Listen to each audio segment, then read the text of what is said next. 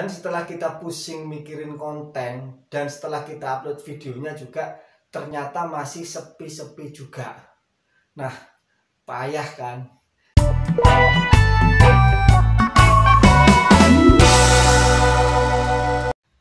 Assalamualaikum warahmatullahi wabarakatuh. Salam sejahtera untuk kita semuanya.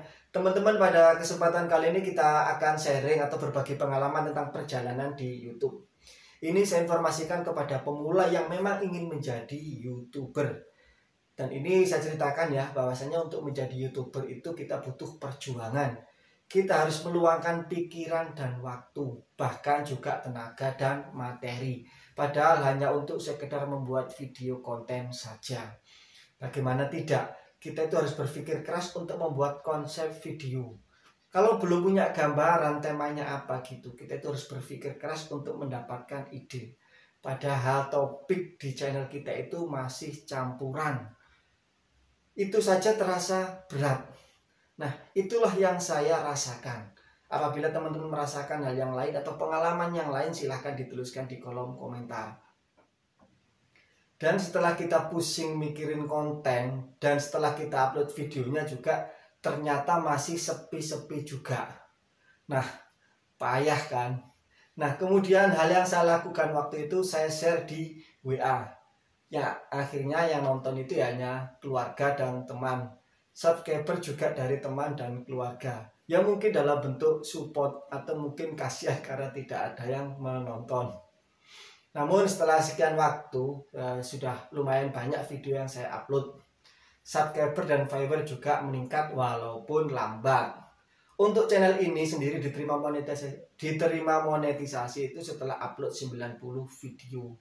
Dari 90 video itu isinya juga masih campuran, apa saja itu saya upload. Cuma memang akhir-akhir mendekati monetisasi itu saya fokus satu topik saja. Dan dari sekian video itu memang ada yang rame, ada yang sepi, dan ada juga yang sepi banget. Nah, ini perlu teman-teman ketahui juga bahwasanya kalau memang masih pemula dan video juga masih campuran itu memang cukup berat untuk berkembang. Nah, itu yang saya alami ya. Kemudian ketika sudah diterima monetisasi, kita tuh juga harus mengumpulkan $10 pertama untuk bisa mendapatkan pin AdSense. Dan ketika sudah mendapatkan AdSense, kita pun juga masih wajib mengumpulkan $100 baru kita bisa mendapat gaji dari YouTube. Nah, begitulah. Jadi cukup panjang dan penuh perjuangan untuk menjadi YouTuber yang bisa mendapatkan cuan. Ini saya ceritakan ya. Channel ini dengan 90 video dan 1000 subscriber asli, untuk mengumpulkan $10 saja beratnya minta ampun.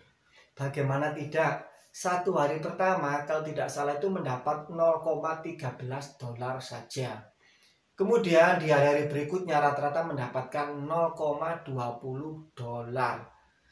Ya, $0,20.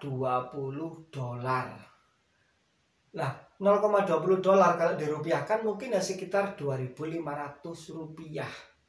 Jadi untuk mendapatkan $1 saja itu butuh waktu sampai dengan 5 hari. Padahal saya itu tidak melakukan trik-trik untuk beli subscriber dan viewer. Saya juga melakukan saling subscribe itu juga cuma satu kali saja ketika pertama kali ada yang komentar untuk minta saling bantu, saling kunjung, saling subscribe. Dan itu saya lakukan. Namun setelah itu apabila ada yang minta lagi itu saya abaikan.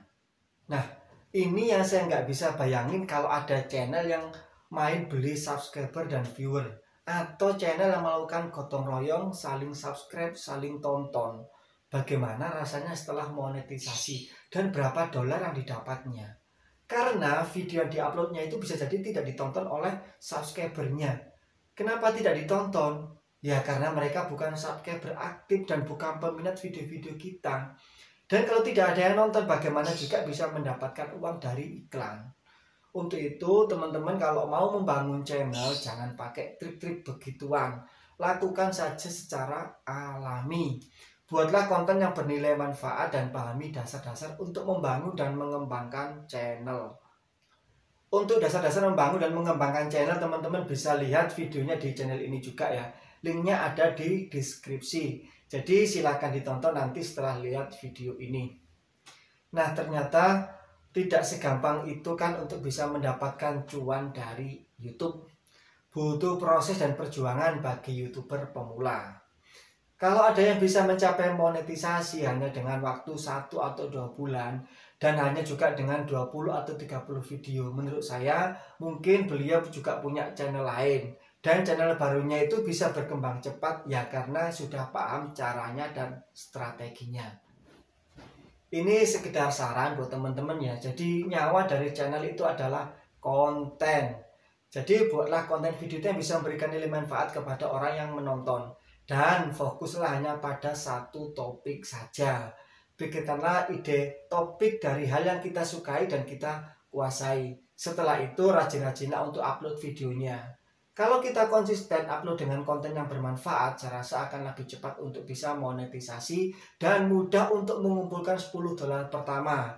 Dan untuk mendapatkan $100 per bulan berikutnya, kita itu juga semakin mudah dan kita bisa gajian setiap bulannya. Untuk itu, bagi pemula, teruslah berkarya dan lakukan dengan senang hati. Terima kasih sudah menonton dan memperhatikan cerita ini. Semoga bermanfaat. Sampai jumpa di video selanjutnya dan wassalamualaikum warahmatullahi wabarakatuh.